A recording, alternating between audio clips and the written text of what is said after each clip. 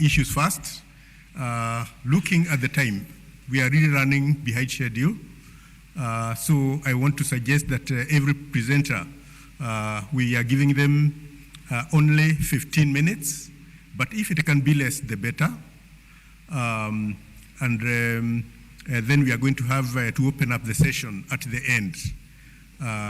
Without much ado, I want to say that this is going to be a very important session on developmental politics in post-colonial Africa, and therefore there's going to be a lot of learning about this or rather developmental politics and what it is all about. And I can see that the papers are also quite diverse. I can see Professor Mutabi here from Kenya. I don't know whether it's going to be Africa or general. I can see something on Nigeria, Malawi, very, very enriching indeed. So Professor Mutabi, I'm looking at my watch and now it is, yes? Oh, PowerPoint. So, yes, he has some slides. I don't know whether you have been able to trace them. ICT? Okay. Very well, but with that I think we can welcome Professor Mutabi as we check that. Karibu, Professor.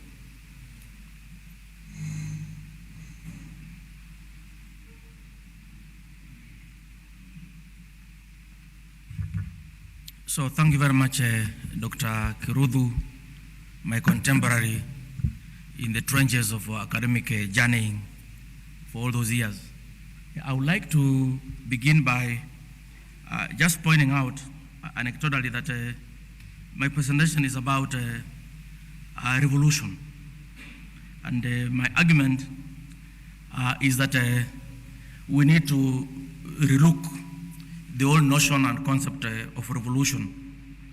So what I do in my presentation is the first slide is that I lay background. I lay my background in terms of understanding this whole question of revolution. Yeah, there it is.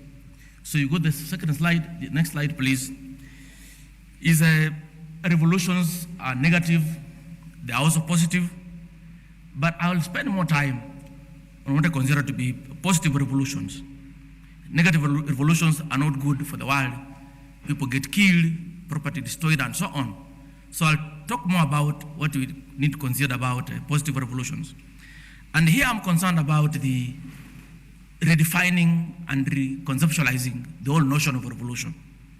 And my presentation is predicated on the notion that the Marxist, Karl Marx stages of the revolution from serfdom, peasantry, capitalism, socialism to communism do not fit African understanding of revolution. And why am I saying this? Because there are many claims of revolutionaries in Africa, and I agree with my mentor, Professor Toyin that we need to revisit the question of revolution, that the stages of revolution must be conceptualized from the African perspective.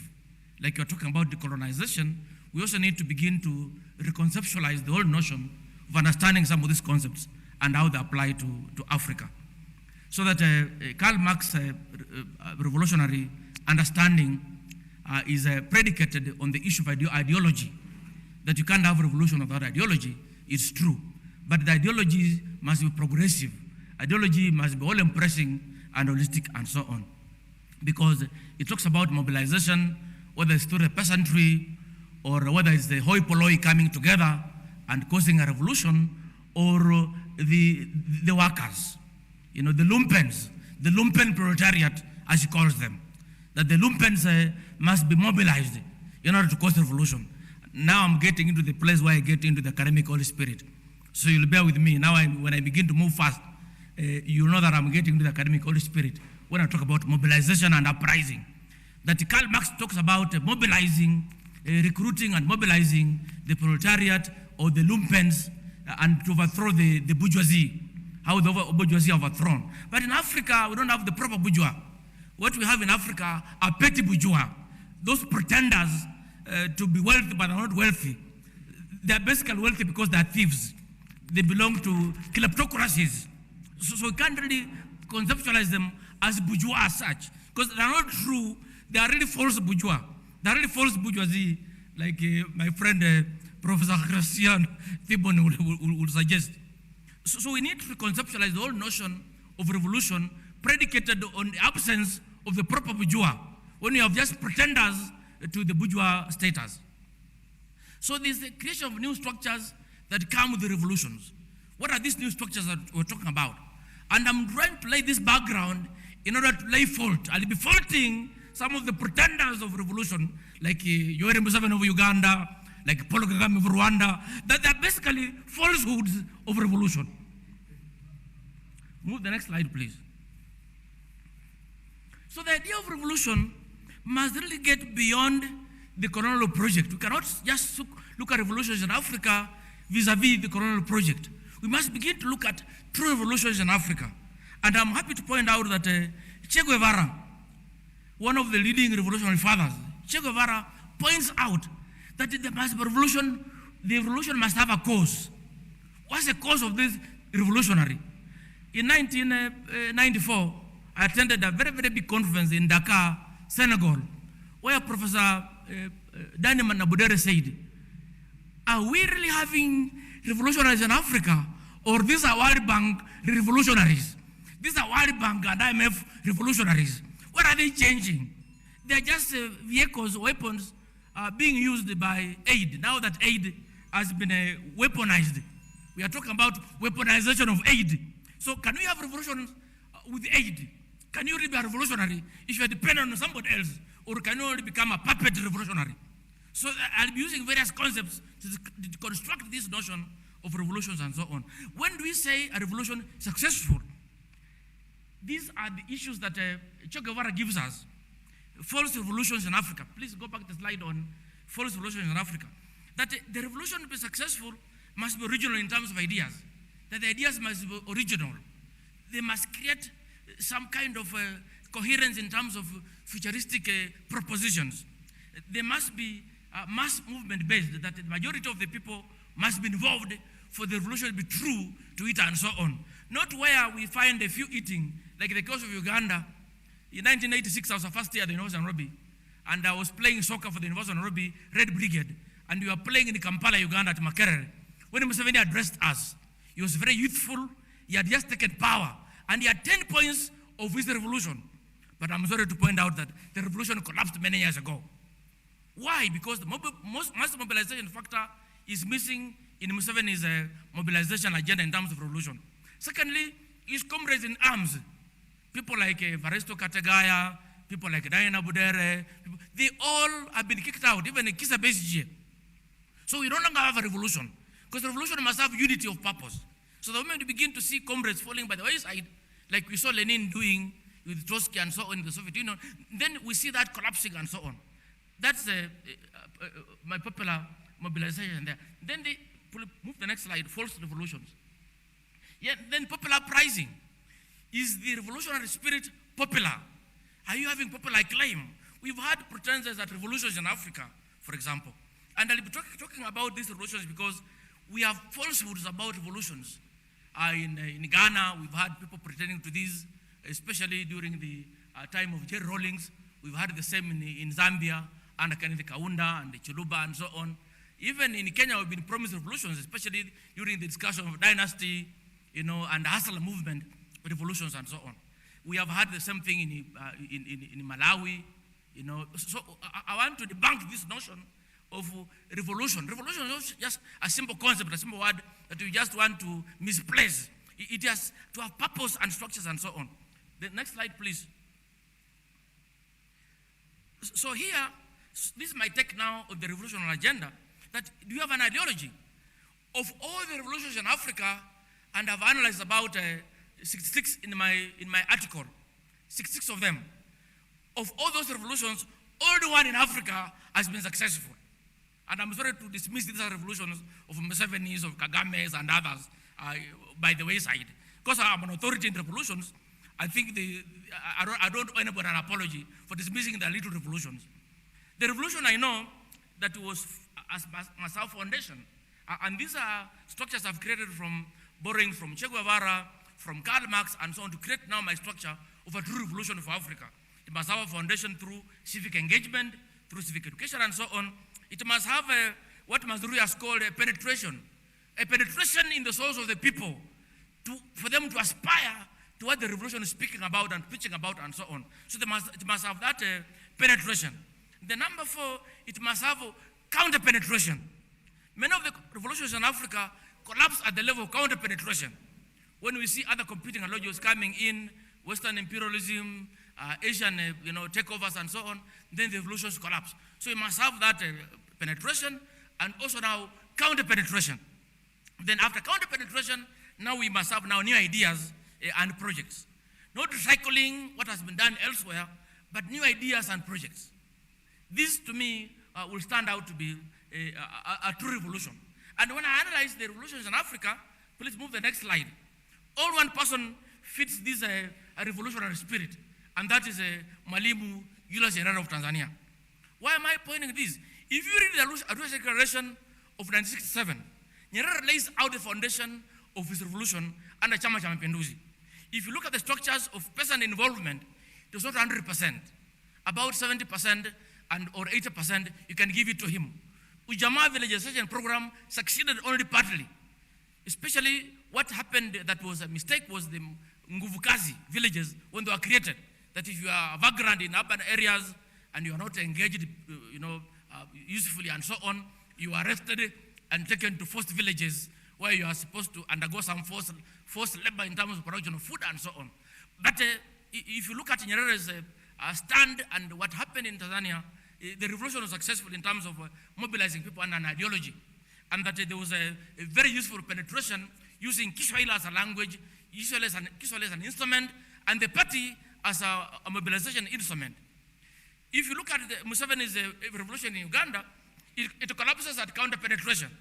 It does all these foundation, ideology, foundation, penetration, because in 1998, I went to programs that he called Chakamchaka with the Professor Ryan Abudere in a funded study by Plan International on small arms and light weapons, which was funded to the tune of almost $750,000 US.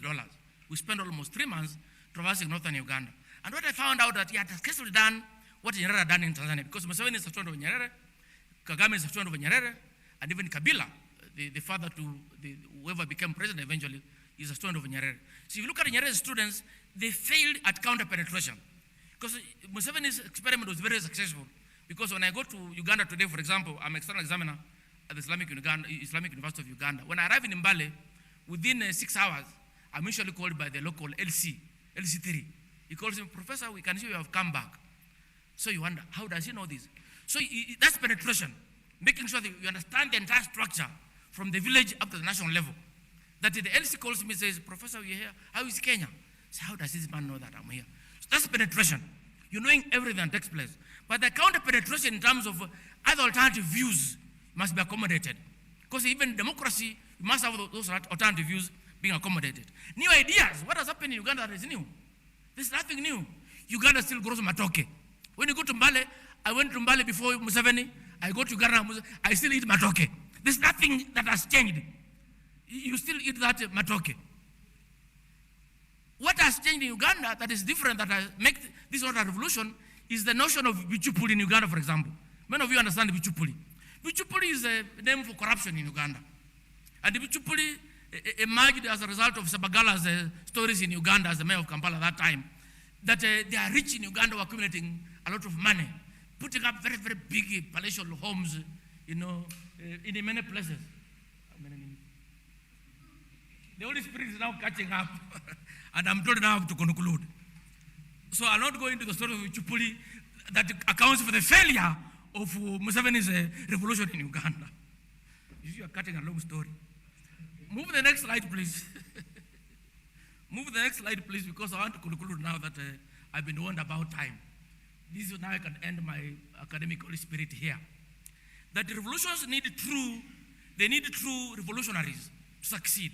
And that you must have structures of foundation, of ideology, foundation, of penetration, counter-penetration, and also real change that takes place in the homes of people and so on. That many revolutions in Africa failed due to lack of commitment on the part of the leaders. Kisa Besigye disagrees in a boardroom, kicked out. Evaristo Katagaya disagrees, kicked out. So the moment you begin to kick comrades out of the revolutionary ideal, then I think failure begins to come in and so on. So some revolutions have been changed midway through, the ideology is shifted by the leader and so on. So that's why many of them have failed. And that's why I applaud Julius Nyerere experiment in Tanzania as the most successful revolution in Africa. Why? Because today when I go to Tanzania, where I'm external examiner in 3 universities, I see things that have taken place in Tanzania that are different from Kenya. Kenyans die of starvation, of hunger and so on. But many people in Tanzania will tell you, at least we get food. Chakula kiko, they tell you food is there. You will not find people starving of food like in Uganda, like we see in Ethiopia. We've seen those false revolutions that we're talking about. Chair, let me rest my case there. Thank you very much.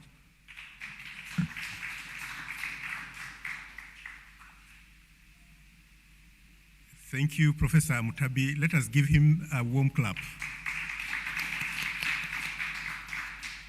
I'm sure that if this was taking place in the past, he would not be received very well because people did not want to hear about revolutions.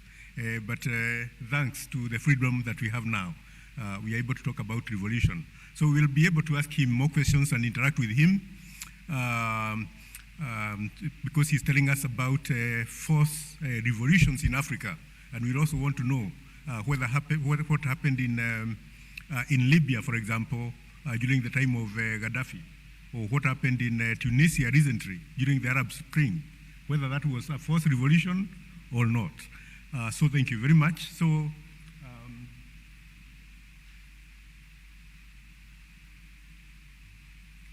we'll have more time for interaction. So at this point in time, we want to go to the second presenter. I'm not sure whether he is online. That is Olaken Henry, who is presenting something on a historic survey of the nexus between economic development and nation building in Nigeria, 1960 to 2007. Henry, are you with us online? So ICT, you can help us?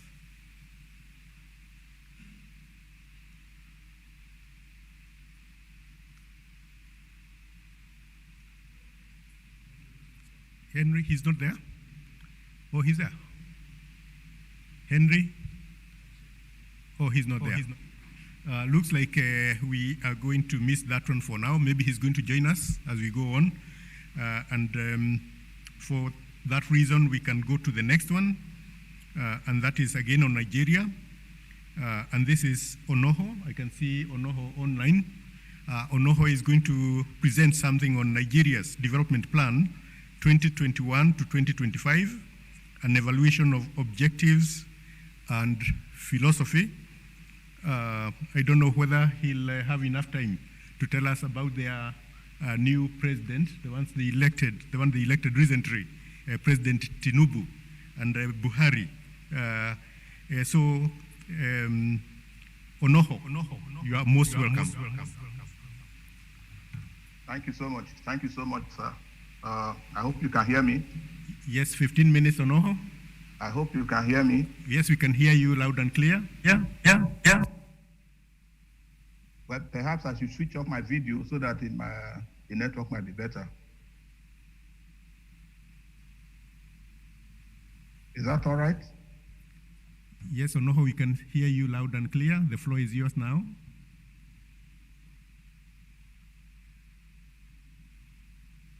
I switch off the video. I hope it is better now. It is very good. Can you hear me? Yes, we can hear you very well, Onoho. The floor is yours now. You can start your presentation. I'm sorry, I can't hear you. We are saying that. Let me go ahead. Let me go ahead if you can hear me. Yeah, please do. We can hear. All right. I just want to talk briefly about development planning and in Nigeria. we are situating this discourse around the current development plan 2021-2022-25. The current development plan that was launched only last year is the seventh in the series of development plans in Nigeria.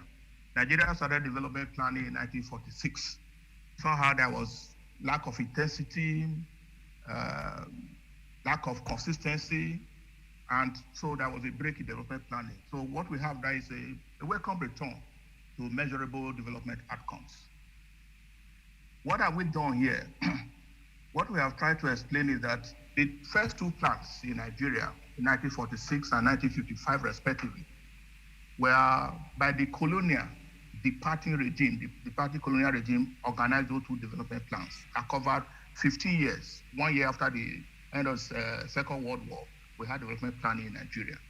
However, the first development plan was criticized as a symptom of a wrong approach to development because it suffered from inability to meet the problem of the grassroots and how to draw as many people as possible to the development process. The literature on development planning is quite extensive and detailed and of veritable historicity. The older literature construed development planning as contingent to state-led rapid economic development. There is a profound contribution by William Arthur Lewis in 1954 and 1955. The first one relates to the economic development with unlimited supply of labor. And the second one dealt with the what we call the theory of economic development. But what is important in these two works is that every developing economy has a dual economy. In other words, there's a capitalist sector and there's a very large traditional sector. So Arthur Williams Lewis recommended that there should be capital accumulation in the modern industrial sector by drawing labor from the subsistence agriculture and informal sectors.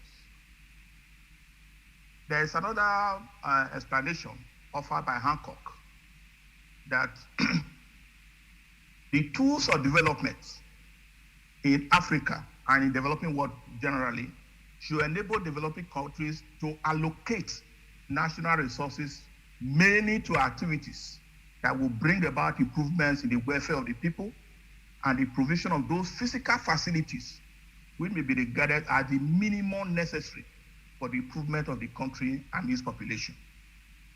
Our own Toyin Falola, in whose honor this conference is organized, has a book on development planning and decolonization.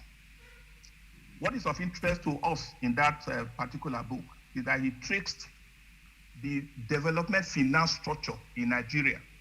And what we found that the 1946 development plan, for example, the period development plan, had the sum of 55 million naira,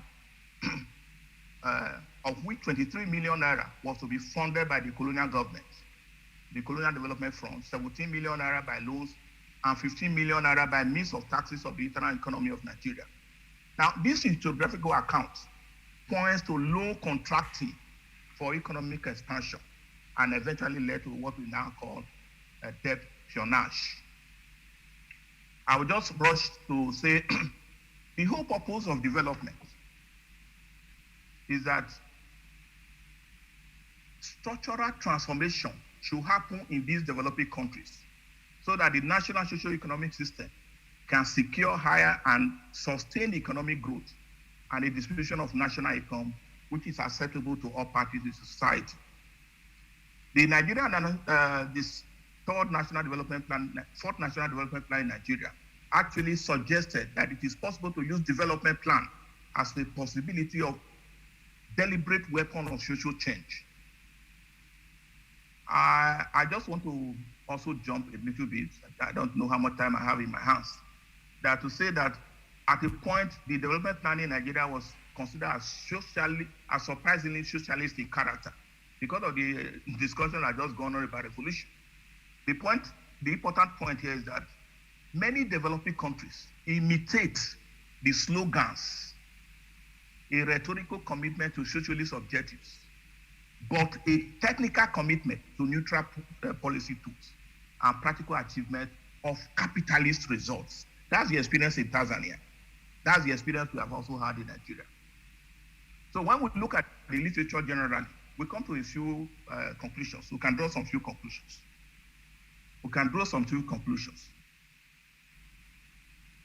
And that is that in Nigeria, development money had veered towards extracting aspects of the Lewis model of economic development that involves leveraging the surplus labor in the subsistence sector to improve the pre-existing techniques for rapid industrialization and increase the marginal productivity of labor.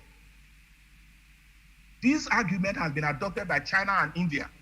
Chinese development, Indian development today were extracted from the Lewis model. They didn't create them from anywhere. They adopted the Lewis model so that they paid attention to inclusive purpose of the instrumentalist state to fashion suitable tools to creatively localize industrialization. So against the backdrop of the Nigerian Development Plan 2021-2025, a major finding in the literature is that it failed to take account of the previous efforts, and even at that, did not resolve the major challenges that those development plans experienced. So what we have had in Nigeria is that we have an elite that is too slanted towards transnationalization of policy thought crafted in the West for domestic consumptions in the ex-colonies. Now, I will just examine briefly the policies, the objectives and planning philosophy of the National Development Plan. The policy objective of the National Development Plan is a bit difficult to trace because there is this tendency to litter the plan with all kinds of objectives. But one fundamental objective for the Nigerian Development Plan in 2026 is that cumulatively it will lead 35 million Nigerians out of poverty and create 21 million full-time jobs. The policy framework prioritizes policy-based implementation strategies. Now, to get development, to employ people, you need physical projects and you need to confer welfare on the people. So, but the National Development Plan 2021 aims at accelerated, sustained, inclusive private sector-led growth. Second, another policy thrust of that development plan is a top-down policy approach. The policy is made at the center and it's assumed that it will percolate down to the subnational level. Whereas the subnational levels have their own laws. The central law is not valid at the subnational level except it is adapted. There is the problem of development finance. The financing of this development plan is estimated to be about 348.1 trillion naira.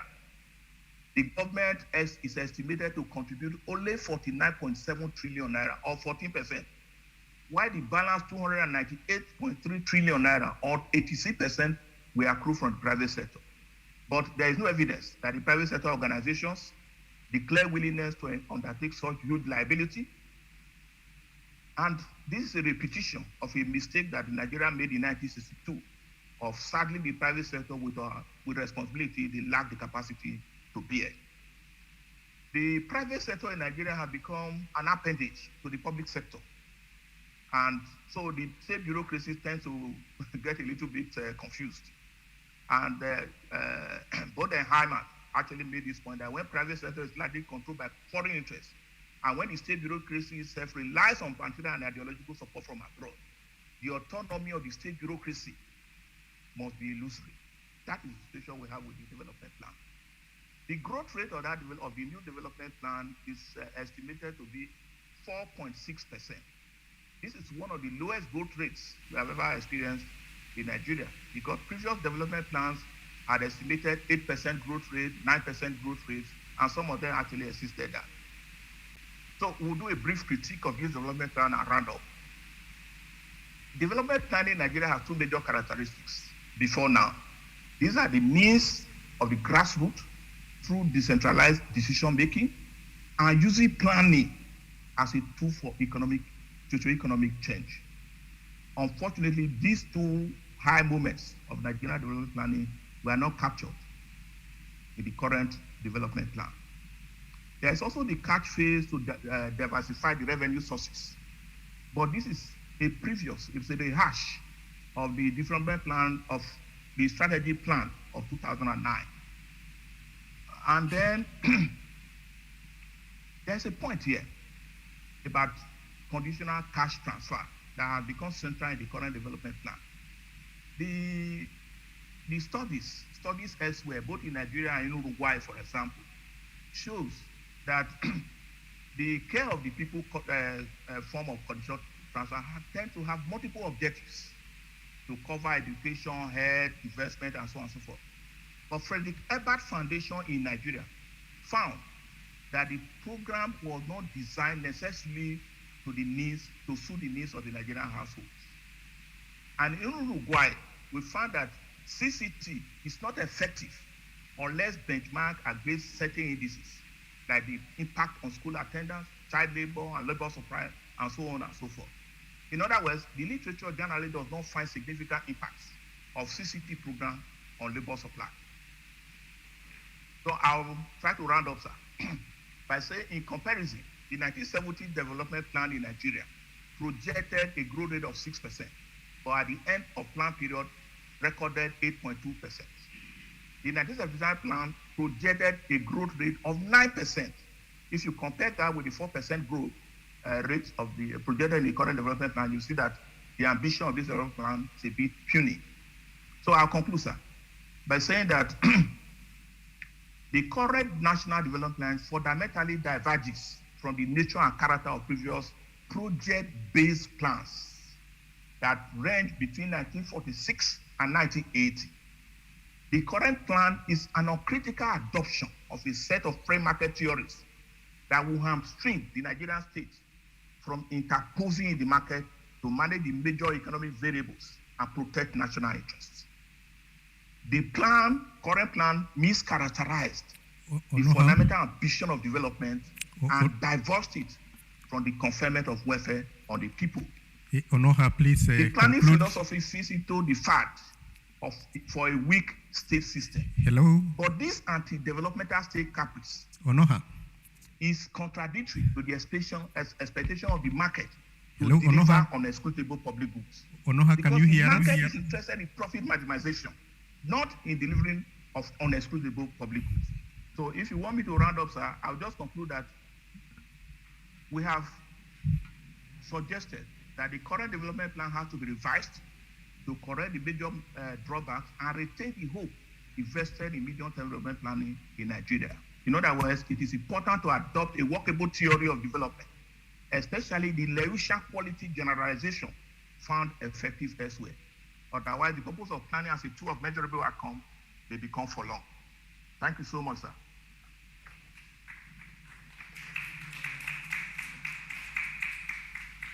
Yes, let us give him a very, very warm applause again. Thank you, Onoha, for that presentation. We'll have a chance to ask you a few more questions, and especially because Nigeria is such a big economy in Africa. We know that it has the largest population in Africa and also the largest economy. And if you say you are worried about Nigeria, what are we going to say? Some of us with very small economies. Thank you very much. And with that, I want to usher in the next presenter who is here with us, and that is Eugenio Joloma. Eugenio is going to present something on historicization of federalism demands in Malawi. He's going to tell us about Gwazi, and you are very keen to hear. Let us welcome him with a clap.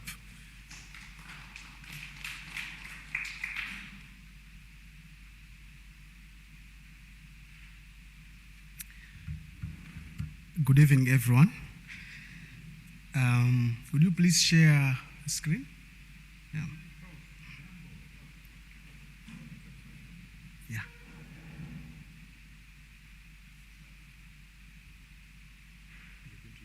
Yeah, I'm going to say.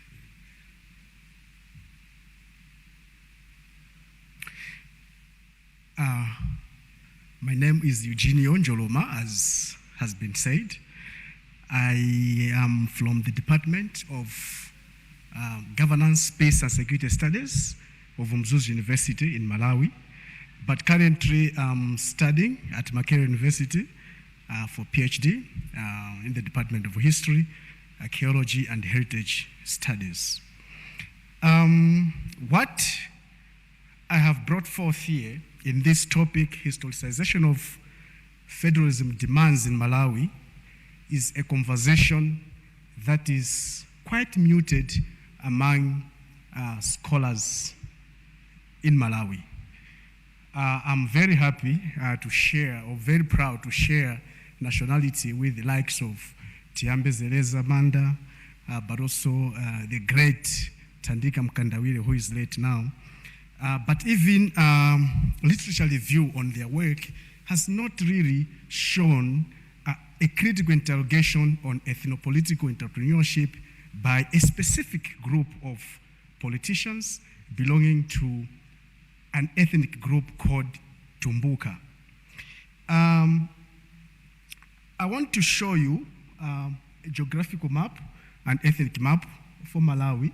For those that are quite oblivious about the location of Malawi, it's bordered by Tanzania, Zambia, and Mozambique. We're almost swallowed by Mozambique. And that's to your right, that's an ethnic map of Malawi. Just from about the middle there, going up, there is a mosaic of ethnic groups, plenty of them. But it is important to note that all those ethnic groups in those northern part of Malawi are basically represented by one dominant ethnic group, which is Tumbuka. That's political, in political sense. So the Tumbuka actually represent, is an ethnic group, an individual ethnic group, but they represent the entire ethnic structure of the northern Malawi. Now, I want to begin by asking this question, that Malawi is relatively so peaceful, but of recent we see a lot of calls or demands for federalism. So the question is, what is really shaping the motivation of those that are calling or making these demands for federalism? As I said, the agency here is by politicians of Tumbuka ethnicity, who I am calling ethnopolitical entrepreneurs, because they are very much involved in constructing, organizing, and mobilizing ethnic constituents for political gains. So I'm using, of course, historical approach and secondary sources of data collection to argue that what is happening here is that these politicians are basically seeking power. So what they are doing, they are making demands for federalism in search for political power, which I would say has been elusive for them since since Malawi's independence in 1964.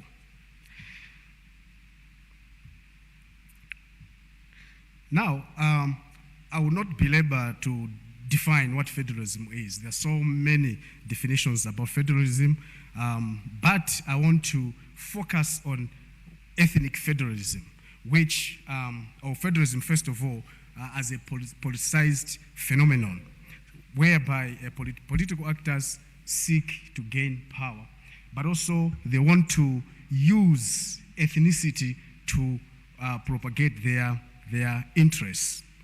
So if you look at, for example, Ethiopia and Nigeria, ethnic federalism holds water, because that's what is news, or that's what they actually pushed to try to house or hold together ethnic groups in these countries. But in Malawi, we have not witnessed catastrophic ethnic relations. But at the same time, as these ethnopolitical entrepreneurs do argue to say our region, the northern region, is basically socioeconomically segregated by the state, the evidence is not palpable enough to say that indeed the Malawian state does segregate or discriminate against the people of Tumbuka ethnicity in the North Malawi. So the claims that the ethnopolitical entrepreneurs of Tumbuka ethnicity do make contain ethnicity undertones, which makes the form of federalism being demanded for to be ethnic federalism. There's that insinuation pointing to ethnic federalism. So ethnic federalism, just like other forms of federalism, even with regards to the argument, they seek to gain economic parity among the three regions of Malawi, North, Center, and South, but also they want to facilitate some sort of ethno-nationalism, which is basically about the need or the desire by an ethnic group of people that feels that is quite distinct to try to form government of its own. But also, we talk about the need to belong to a particular community. So the Tumbukas would say, okay, if we belong to a particular community of the Tumbukas, then maybe our interests would be advanced better. But I'm saying that this issue of ethnic federalism may not be ideal for Malawi, because as the Tumbukas think or see themselves as being very distinct, that would push for ethnic federalism. This distinctiveness is not a common phenomenon across Malawi. For example, in northern Malawi, in central Malawi, there's Chewa ethnic group, which is very, very homogeneous. The region is quite homogeneous by the Chewas. But if you go to the southern part of Malawi, you have at least, which I would call, two larger ethnic groups, the Yaos and the Lomwes. So it may be quite difficult to use ethnic federalism to try to contain these two ethnic groups in that particular region. But also there's the reality, that the Tumbukaness or the construction of Tumbukaness is basically instrumental rather than primordial. And this is evident because, for example, when the Tumbukas go outside the northern region, that's when the Tumbukaness manifests so much. But when they are within the northern region, where there are so many ethnic groups, as I showed, you don't see that unity. So that's, again, a factor that may not make ethnic federalism plausible in Malawi. But also, at the same time, we have seen an exponential rise of ethnic groups in Malawi, ethnic heritage associations in Malawi, which point to plurality or the ethnic pluralism and distinctiveness of those ethnic groups. But so, regarding the claims that the northern region is developmental or social development is segregated or discriminated against socioeconomically, there are points here that I'd like to look at, statistics, that do indicate that the northern region is actually far much better as compared to the other two regions of Malawi, the northern region, the central region, and the southern region. So, for example, in 2019, this housing and population census that took place in 2018, we see that the northern region is the one that received most government assistance as compared to the other regions, but also poverty incidence is the lowest in northern region. Literacy levels are the highest in northern region as compared to the other regions, but also in terms of, for example, housing, people in the northern Malawi live in permanent dwelling units as compared to those in southern region and central region.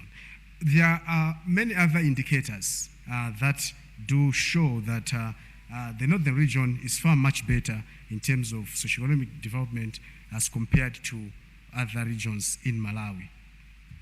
Now, to historicize these demands, I'm looking at the Tumbuka ethnic group as an ethnic group that, that derives its political salience from the Tumbukaness. During the colonial era, they came together, and it is an ethnic group that was very much supported by the British colonialists in terms of education, and that made them very, very strong as they, I would use the word, it's wrong, but of course, infiltrated the civil service. There were quite a lot in the civil service. So they dominated a lot the civil service because they had a lot good education in comparison to the other ethnic groups in other regions, which themselves do not have British education system. And at the same time, in those regions, there was no deliberate governization of culture by, for example, the Yao and the Lomwe ethnic groups. So the Tumbukas in northern Malawi are the ones that are very, very cohesive, as compared to the other other ethnic groups in Malawi. So this is the reason why I'm arguing that historically they stood a very good ground, which made them, or gave them a lot of pride, which eventually, as we see here, that when Kamusbanda became president in 1960, the government of Kamusbanda in 1964 relegated the Tumbukas onto the margins of the Malawian civil service, for example.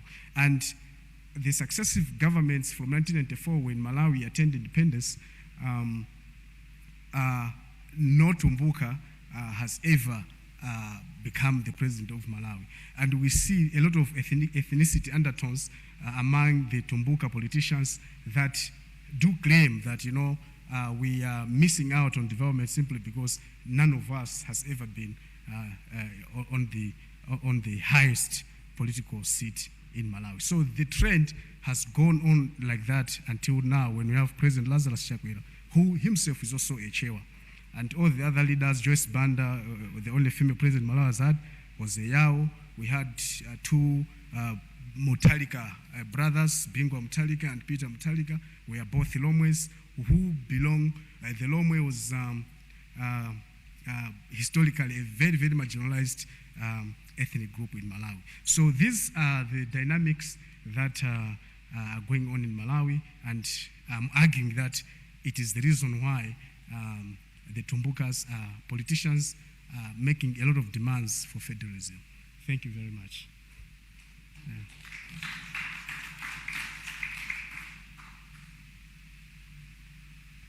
So we want to thank our friend very much. That is Eugenio. Let us give him a warm clap. We have learned something about Malawi, and I think what he has presented is a paradox, because we are hearing this is a community that has benefited so much. They have got better housing, better education, but at the same time they are very, very disillusioned, and I think he also told us why. All these other guys, the guys who have large numbers, the Chewa, they have been producing the presidents. I think that's a very, very important point to think about. How many presidents can we have? Even here in Kenya, I think since independence, Kenyatta, Moi, only about 4. And we have got 40-something communities. Very complicated. So thank you very, very much, Eugenio, and we'll be able to interrogate his presentation a little bit later. So at this juncture, I want to welcome Patrick Okonji. Okonji, are you with us online? ICT, can I help us?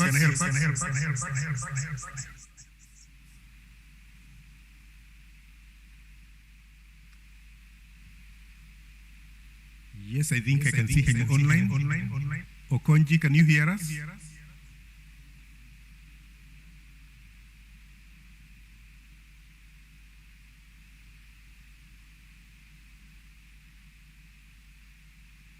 So maybe as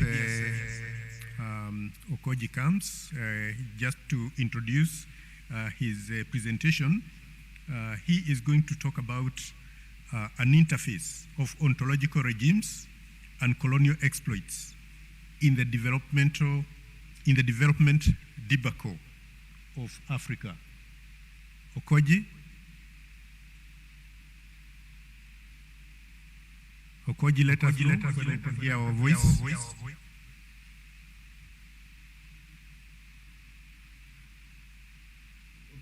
Patrick is my name.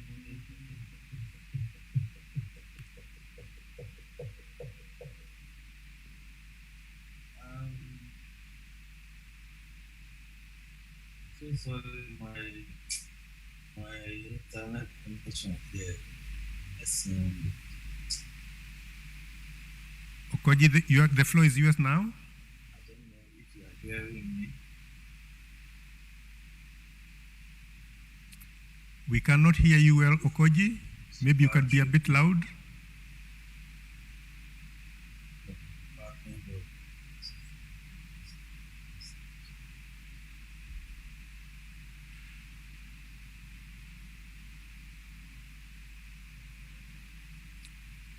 Okoji. Please come closer to the mic.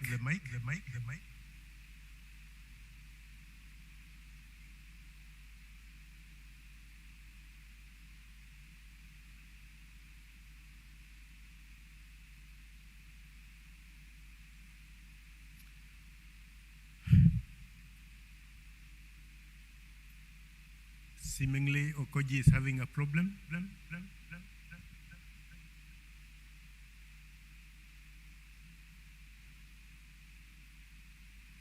So, I suggest that we move on to the next presenter, and Okoji can try his mic later after this. So at this point, I want to find out whether Rufus Azedion and Lucky Brimo, whether you are with us. Rufus and Lucky Brimo, are you with us?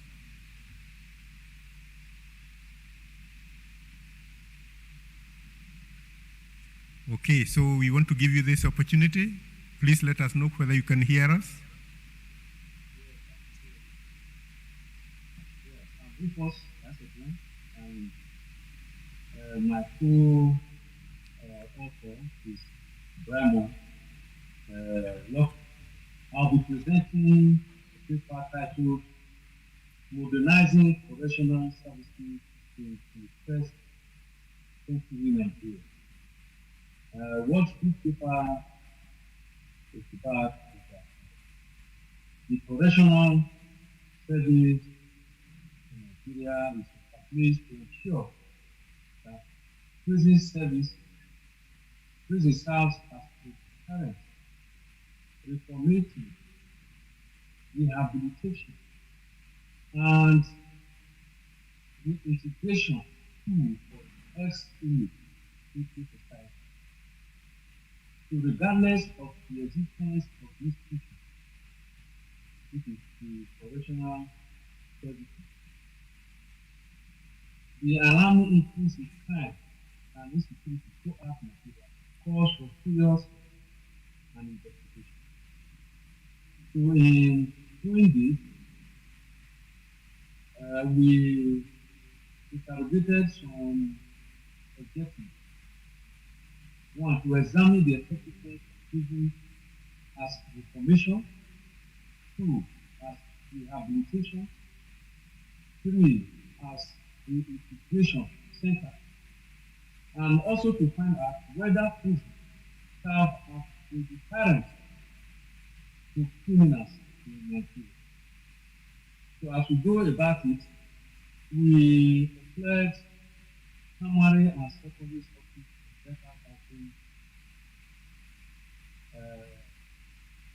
to solicit information from inmates and ex-inmates. They were interviewed in our primary data, and thus they presented the narrative analysis. For the secondary data, the data through political analysis from Facebook, e-commerce, genome, among others.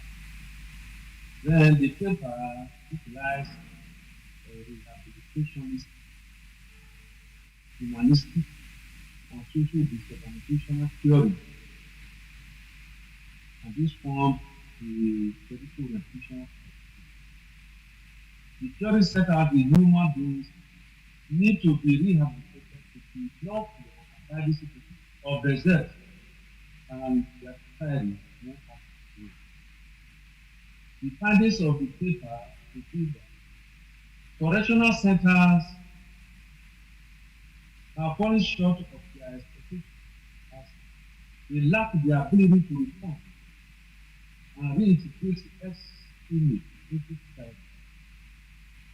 And the paper recommends that the government needs to build learning institutions where those with the ability to further their education can do so, while those who are academically inclined can learn trades of different kinds among others. To expatiate further, we will look at the main purpose of prison, what's the reason why prison was established is one, to isolate and confine individuals to prison who committed offenses. Two, to the imprisonment serve as a deterrent to others, to protect citizens from criminal, enforce reformation, produce suspects in the court, thieves convicted in the lawful custody among the others. Then furthermore, this manifests in most prisons holding a larger population of inmates. Prisons in Nigeria, they are overcrowded. And the original plan to accommodate the number of prisons have been overstretched because of non-availability of infrastructure. Because the infrastructure available, the number of prisons, the number of prisoners are beyond the limit of the infrastructure provided. So you have overcrowding in Nigerian which this shows that Nigerian prisons are not living up to their responsibilities of rehabilitating and reforming criminals and lawbreakers. This is because the neglect being suffered by Nigerian prison system right from its has accumulated into poor condition and welfare of the prison unit. The situation of prisons in Nigeria is posing threat to society and capable of making the inmate more hardy as a result of the poor fasting. Looking at the reasons why criminals are sentenced and reform are as follows. One, to postpone the commission of offenses. Two, to encourage the correction and restoration of offenders so they can be useful to themselves and to society. Three, to receive personal training of their children. And four, to promote scientific method, knowledge, and skill required in the secretary and management of offenders. Now, I'm going to start analyzing correctional service rule of reformation to look at the role that they are expected to play in the life of the inmate. For now, there is much disagreement about the extent to which prison succeed in reforming, rehabilitating, and reintegrating criminals. While reforming criminals is the process of making inmates better by trying to change their delinquent behavior. It means infusing in them the will to refrain from criminal behavior in society. Then, to rehabilitate an inmate he or she must be straightened out deep within his or her personality. He or she must maintain that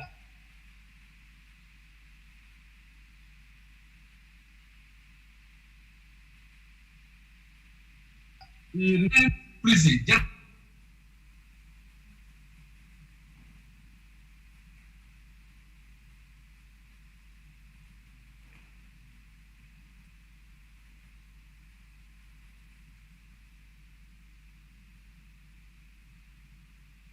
To be rehabilitated means to go through psychological treatment,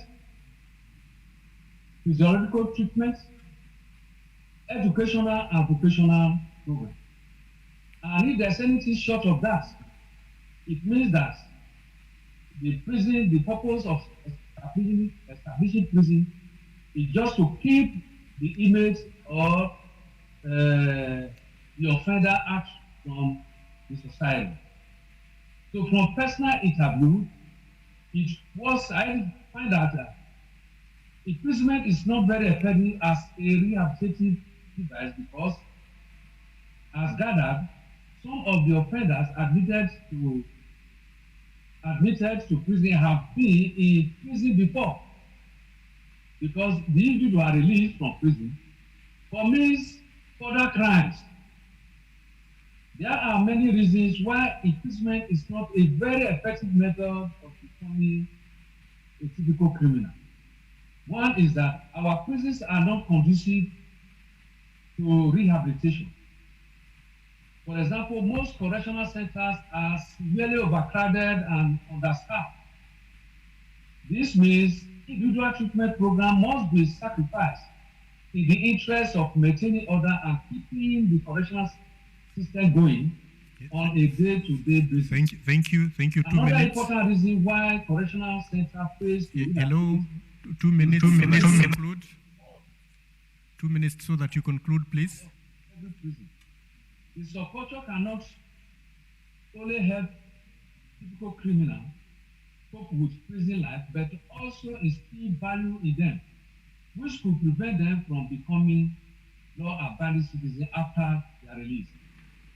Like most subcultures, the prison subculture is extremely complex because it emphasizes the use of other people to achieve personal goals.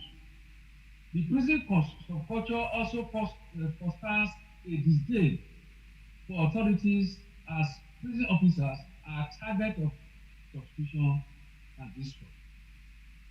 The issue of reformation, rehabilitation, and integration back into society were raised in our interview, and they collectively declared that there is nothing like a reformation. What reformation means for them is the learning of more criminal skills from inmates incarcerated for criminal offenses by those sentenced for minor offenses. Again, they are both crimes into cells where terrible evil things are learned to the point where they become more hardened. So in the course of this, we equally look at whether prison service serve as a deterrent to criminals. So given the growing number of crimes and criminals in society, sentencing a criminal for deterrent does not prevent further crime commission or reduce crime. The inmates interviewed lamented that being sent to prison only serves as punishment and isolation from the public and does not stop the further commission of a crime. They emphasize that many inmates are those who have been convicted of criminal acts. This implies sentencing only achieves inflicting punishment on the offenders because when the inmates finish their jail terms, they become more hardened and endanger institutions in society. Going to our conclusion, we found that the capacity of the correctional service to reform, to rehabilitate, and to integrate law-breaking offenders society is doubted. given the increasing number of crimes and criminals in society. From experience, the correctional service system, among other things, inflicts punishment on offenders. Apart from punishment, it isolates criminals from society to make law-abiding citizens to go about their lawful. Yet, prisons have done more harm than good due to its physical and structural state. So we try to ensure that we give some suggestions. Therefore, correctional centers should have adequate institutions where inmates who demonstrate ability and the desire to acquire higher academic qualifications can do so while in prison. Those who are inclined to acquire vocational skills also have access to technical instructors. Thank you. Yeah. Hello, you may conclude now, sir. Thank you very much, and God bless you. Thank you. Let us give him a warm applause. It was dropping off at some point. He was dropping off at some point, but we were able to hear part of the presentation about the reforms in the correction centers. But I think it's a problem in all the countries in Africa, because most of these facilities were established for smaller populations, and now the population has grown many times over. I know that problem has been experienced in very many countries and is a big challenge. So thank you very much, Rufus and Brimo, for that presentation. And now we want to confirm whether Patrick Okonji is in the house. Patrick, he had a problem earlier. We want to find out whether now the mic is better. The floor is yours, Okonji.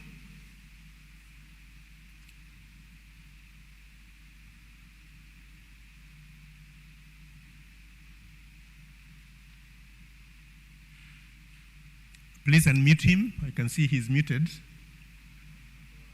Oh, that is not the one. Okoji. Okoji, if you can hear us, could he be the one presenting, using somebody else's credentials?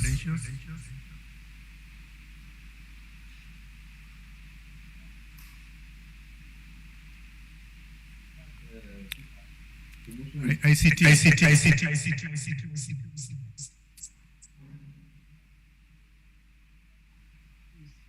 How do you not calculate to be part of the exam?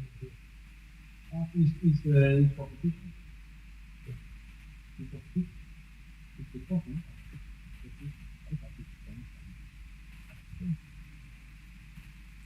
Oh, he's not the one. He's not the one. He is the one, I guess.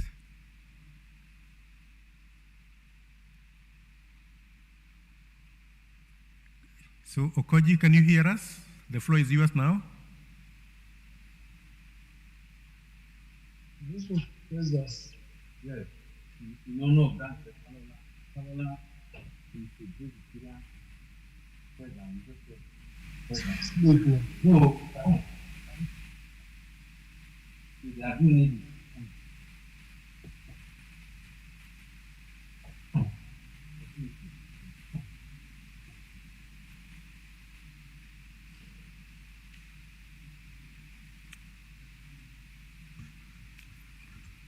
I'm sorry, we cannot hear you.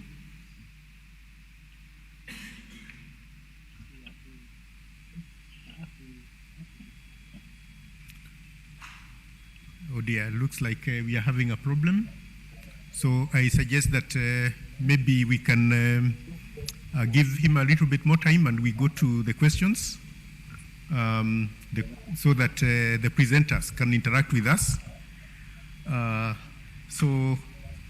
There are two questions that came from online, but we'll start by hearing the questions from those who are here. this is your chance. I can go systematically from the left going to the right. So anybody who has a comment or question on this side, yes, Professor Gimode.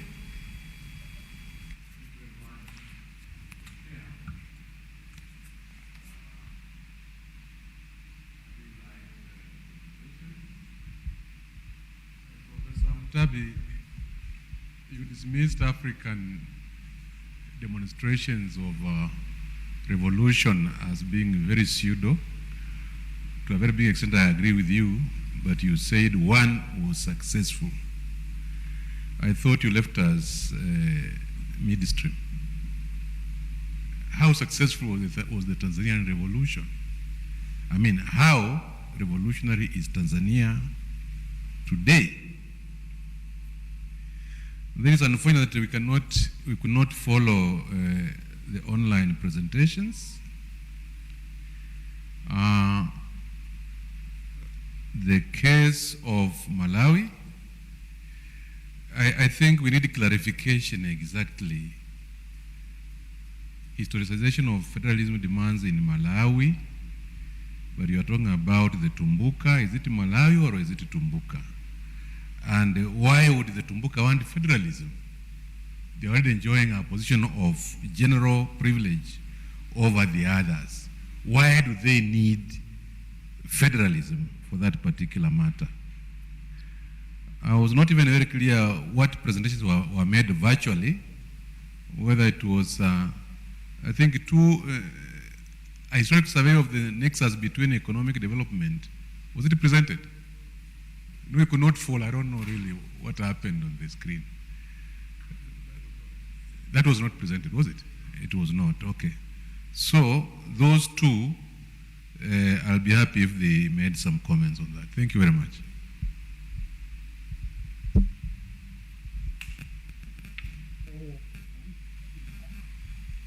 I guess we can go quickly so that the presenters can respond before we go to another set of questions. So the mic.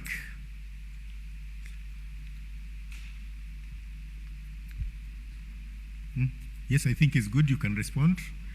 There's one question for Professor Mutabi, another one for Eugenio. Yeah, thank you very much. Allow me to stand for showing respect to the audience of people present here, as I was taught by my professors. I would like to just react to what Professor Kiboda has raised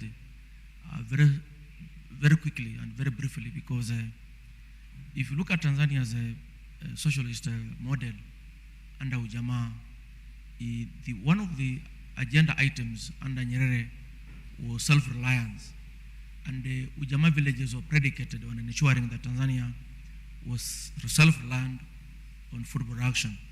Then secondly was the issue of education, universal education for everybody from nursery school to university. Is the only, I think, the only 4 countries in Africa that have that. Kenya, we have tried through political platforms, through false manifestos, that after we elect us, there will be free education for everybody up to university, but we've never done that. But Tanzania has done that. Then the other project that has been successful in Tanzania is the youth service. Youth service that has allowed the students before going to university to serve all over the country in development projects, road construction, helping out in bridge building and so on. Then thirdly is the issue of language. Kiswahili is a national language in Tanzania in reality. But in Kenya, Kiswahili is a national language on paper. Because there are Kenyans you speak to in Kiswahili and they'll tell you, ongea Kiingereza. It means they understand, but they can't speak in Kiswahili. Or they can speak in Kiswahili, but they fear speaking in Kiswahili. Or they regard Kiswahili as a lesser language of the uneducated, of the hoi polloi, you know, of basically the riffraffs. And that becomes a bigger problem. But Tanzania has embraced Kiswahili. Then the other aspect is cohesion in the nation. That after Nyerere, there was Mwinyi, there was Mkapa, there was Kikwete, and you can see these are spread across the country. There's no repetition. It's a true revolution. There's no repetition in terms of leadership that now one wants to perpetuate his own people. That Nyerere leaves power peacefully, and that the rotational presidency under CCM is ensured through this successful revolution. And then finally, and I think this is very, very important as well, Tanzania today is the highest literacy level, I think, in Africa. It's the highest, it has the highest literacy level at 92. 92. Kenya's literacy level is 68%. Kenya has 68% literacy. Tanzania is highest in Africa at 92. That the majority of Tanzanians go to school because it's free primary education. They can read and write. There are villages in Kenya you'll go to and you'll find people are still putting out their thumb to get the salaries. When I was as a DO and used to pay salaries for patients and so on, they are still pulling out their thumb to sign their names and so on. Up to this day, almost 60 years after independence. But in Tanzania, it was at one time 96. Now it's going down because of these structural adjustment issues and so on, 92% literacy level. So if you look at that and compare to Uganda's 48% literacy, Kenya 68, Botswana, I think 69, Tanzania is ahead in terms of that. And then understanding political discourse and debate. If you go to Dar es Salaam, like I've done many times, or Dodoma, or Mwanza, and an issue comes up on radio or TV, people engage you because they are literate. They'll engage you that we think this is a better candidate than this one. But in Kenya, they'll be asking, so how much has he given you? So there's a lot of literacy, educational literacy that needs to be done, political literacy that needs to be done in this country. So there's no proper evolution. And once they are given a blanket or a bed sheet or a lesso or some little money in their pocket, then you see them lining up to vote for that person. Then the following day, the person tells them, I'm your MP, but I can't help you because I bought your vote. So there are all those differences that we see emerging, that you can see Tanzania as a complete revolution. Thank you, Chair. Yeah, thank you very much for the questions. I needed to make a disclaimer that this work is not an expert's work. It's a work by a student who just defended this proposal. So it's work in progress. And I welcome very much your questions because they're very, very crucial, very important. You are seeking clarification that federalism demands for Malawi or for the Tumbukas? Yeah. The demands that are being made, going by your question, I would say they are for Tumbukas, not for Malawi. So the national constituency in Malawi is actually not for federalism at the moment, but there is a very serious campaign, a vigorous one, that's actually trying to push for federalism. And I would want to say that federalism demands in Malawi were started by politicians of Tumbuka ethnicity. Now the bandwagon is growing, and is growing, has been welcomed, has been joined by actually other politicians who are, I would say, minority politicians, if I can use that word, who think that by joining the bandwagon of those demanding for federalism, they can also attain political relevance. The Tumbukas want federalism because historically, I mentioned there that the Tumbuka ethnic group, as an ethnic group, a single ethnic group, was very much privileged by British education. And because they were very, very much educated, they pushed for their political leverage by mobilizing other ethnic groups in northern Malawi. That's why the entire northern Malawi is known as the Tumbuka land. That's why I said it's representing the Tumbukas. And during the colonial period, the Tumbukas were very much politically privileged because they were in government, they were the ones running various agencies of government. Yeah.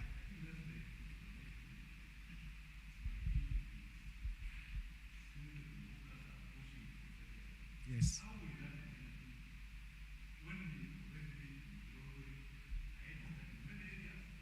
Okay. Okay. Now they do claim that they are not benefiting. The issue is that they want the highest political seat, which is the presidency. Aha. So for them, their claim or their thinking is that when they come up with a federal system of government, they are going to control their region. So they're going to have that power to call shots on whatever they want. So that's their thinking. Yeah.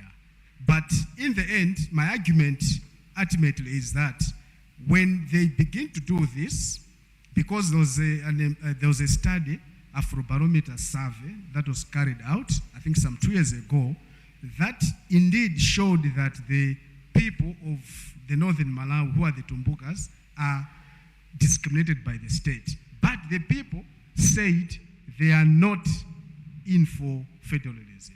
So my argument ultimately is that when the Tumbuka politicians keep on insisting or persisting on these federalism demands, it will ultimately strengthen or reinforce ethnic divisions in Malawi. So that's my point.